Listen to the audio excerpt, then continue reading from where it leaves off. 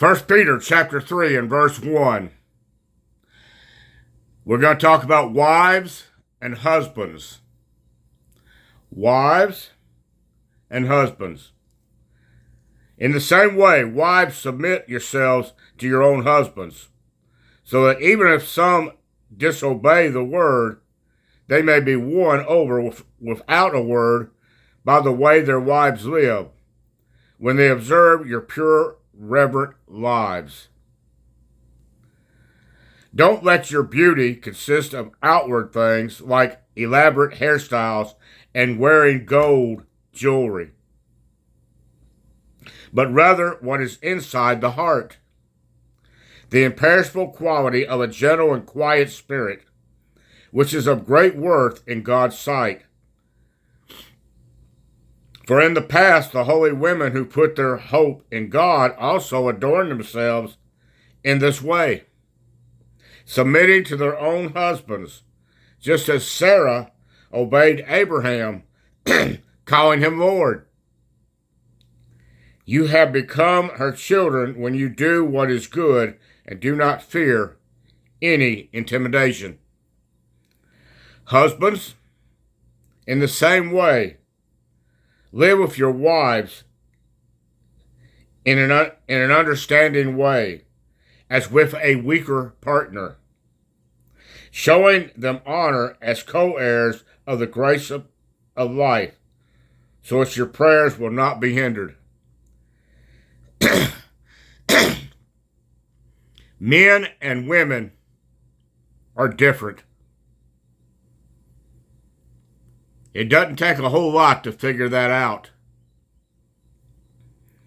It says husbands, and I want to look at that first. Husbands, in the same way, live with your wives in an understanding way, as with a weaker partner. I don't think Peter here is saying that women are weaker than men, but they're different. They think differently. They act differently. They don't see things the same way that a man sees them. And so they might be considered in a way a weaker partner, but in reality, they're much stronger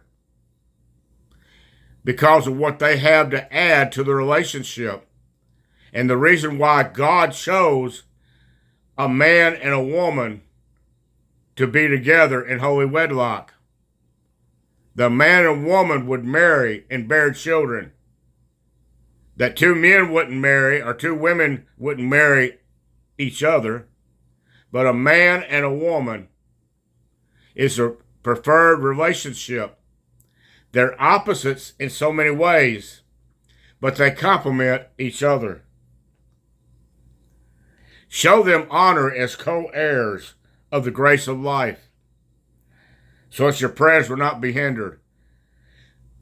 Your wife, husbands, your wife is not going to be a detriment to you, but it's going to be a help. They're going to help you to grow in the Lord and to make it to heaven. It'll be easier for a man to make it with the help of a good wife. He talks about wives. Submit yourselves to your own husbands. Submit yourself to them. Give yourself to them. You are their helper to help them. And you're not going to help them if you try to lord it over and say, this is the way I want it done, and you henpeck them. It's not going to work with the man. You got to find a different way to get the man to see your point of view.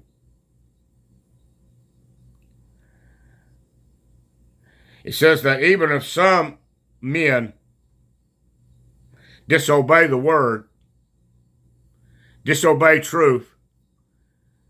They don't do what's right.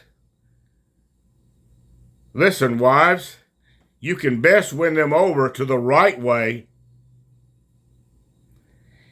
You can best win them over by not saying anything, but letting them see your chaste behavior. Let them see your life. You live the life that you know God would want both of you to live. Instead of trying to preach, you need to do that. You don't do this, don't do that. This is what you need. Let them see by your quiet behavior. Let them see God living in you. That's not always easy to do. Because many times we want to just speak out and speak our minds. It says, when they observe your pure, reverent lives,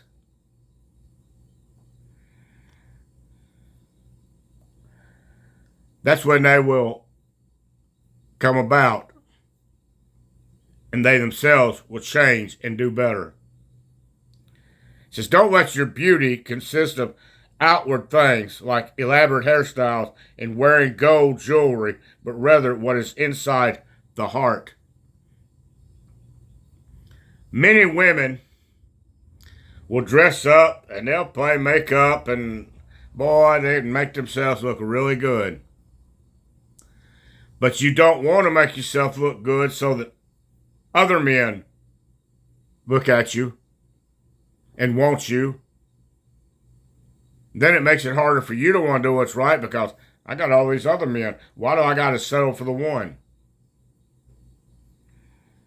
But she says, seek for the inward beauty.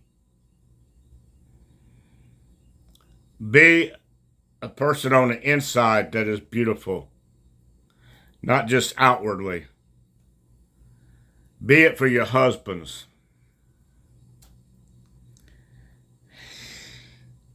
It says, the imperishable quality of a gentle and quiet spirit, which is of great worth in God's sight.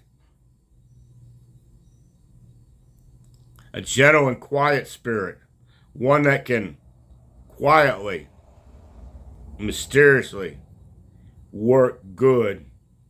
Doesn't have to be outward showing, but the inside, and the inside will come out. Not only will the man, the husband, appreciate that about his wife more, but God appreciates it as well. She talks about being like Sarah. And Sarah called Abraham Lord. She respected him and his wishes, but that doesn't mean that she didn't get her way. She had a quiet way about her to get her way.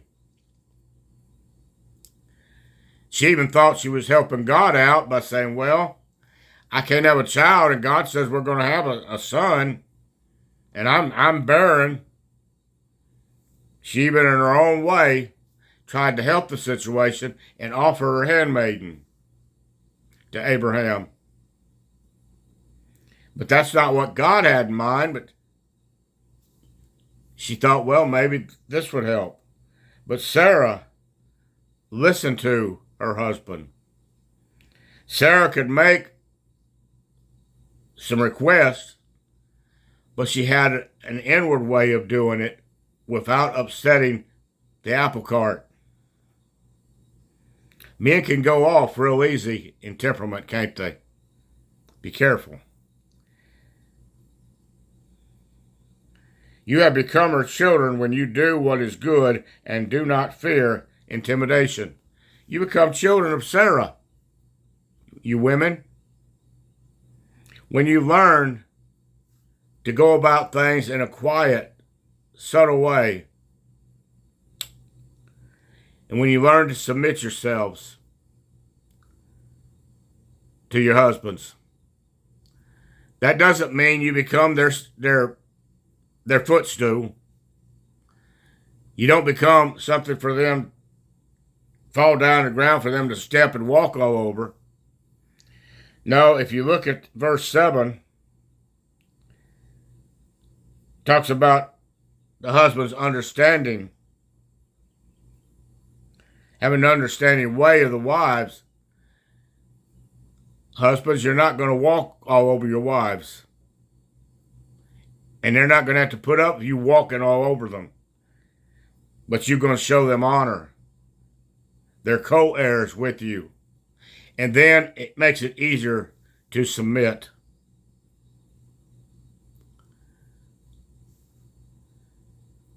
Here, once again, goes back to something that Jesus has said and John has said many times. Love one another. Christians loving one another. Husbands, love your wives. Wives, love your husbands. Love one another. Respect one another. Care about the other one's needs and even the wants. Discuss it. Talk about it. And do it in a gentle way. In a humble way. Look below at God's plan for mankind. Implement it in your life. If you haven't already done so, become a child of God and walk with Jesus. And husbands and wives, walk together in the Lord. Help each other, be co-heirs of the grace of life. You've been given the grace of life together, and walk in the love of the Lord together. God bless. I'll talk to you next time.